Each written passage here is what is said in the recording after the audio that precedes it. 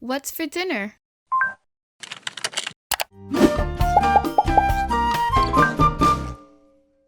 Hey everyone, I'm Chef Zee and welcome back to my channel, Chef Zee Cooks. Today I'm going to be showing you how to make baked ziti. Now, baked ziti is seriously one of my all-time favorite dishes because it's super delicious, very easy to make, and very filling.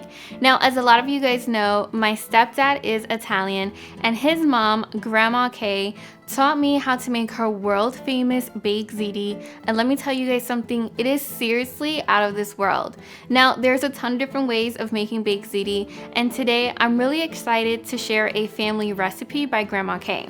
Here on my channel, I'm always sharing recipes by my Dominican grandmother, but today I get to share recipes by my Italian grandmother, Grandma Kay. Now, when Grandma Kay taught me how to make her world famous baked ziti, she made sure to stress a couple of things. Number one, don't overcomplicate it and don't overthink it. And number two, be sure to use really good quality ingredients, especially when it comes to the sauce. Now, if you can't make your own marinara sauce, that's totally fine. I just highly recommend that you use a really good quality jar sauce and make sure that it's a jar sauce that you love and can absolutely swear by, because the sauce can really make or break this dish. Now, if you want to learn how to seriously make one of the best baked zitis out there, go ahead and keep watching. Making baked ziti is super easy and super affordable. It's also a dish that your friends and family will definitely love.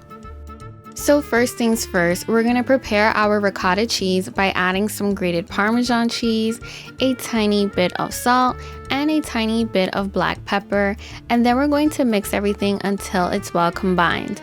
Now, believe it or not, the ricotta cheese is actually my favorite part of this whole entire dish, and that's mainly because I am obsessed with ricotta cheese because it is so creamy and so delicious. So after you've mixed that together, we're going to set that off to the side and set our flame on high. And once that water has come to a boil, we're now going to add a good amount of salt, and this is going to help season our pasta. Now, to make baked ziti, you can obviously use some ziti noodles, or you could even use my personal favorite, which is some penne pasta. Now, I find that the ridges really hold on to the sauce really well, which is why I like using penne pasta over ziti pasta. We're now going to cook the pasta until it is just shy of al dente.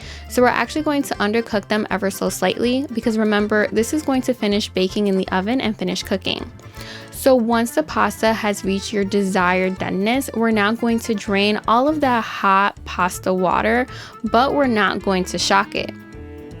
In fact, one of Grandma Kay's #1 tips is to build your baked ziti while the pasta is still nice and hot, because this is going to allow the pasta to adhere to the sauce and cheese beautifully.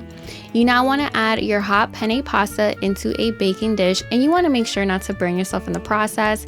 And we're now going to add a good amount of good quality marinara sauce. And let me tell you guys something, do not be cheap with the sauce when it comes to making baked ziti. We're now going to add some fresh basil, and this is the only tweak and addition that I've ever made to Grandma Kay's recipe, and that's simply because I feel like the fresh basil really takes this dish to new heights. We're now going to mix everything until it's well combined. Now, when it comes to baked ziti, you definitely want to make sure that it doesn't come out dry, which is why you want to be super generous when it comes to adding all of that yummy sauce. So once you've mixed all of that sauce into the pasta, we're now going to take just a little bit of freshly grated mozzarella cheese, and we're also going to mix that throughout the pasta. Now, you want some melted cheese in your baked ziti, so that's why you want to add just a tiny bit, because don't forget, we've mixed up that ricotta and Parmesan cheese together, so that's going to add some beautiful creaminess to this dish as well. Now, when it comes to the ricotta cheese, Grandma Kay was very keen on letting me know that you want to add big dollops of ricotta cheese, just like you see me doing here. But more importantly, you want to very gently fold it into the pasta. Now, you want to make sure not to overmix the ricotta cheese into the pasta and sauce.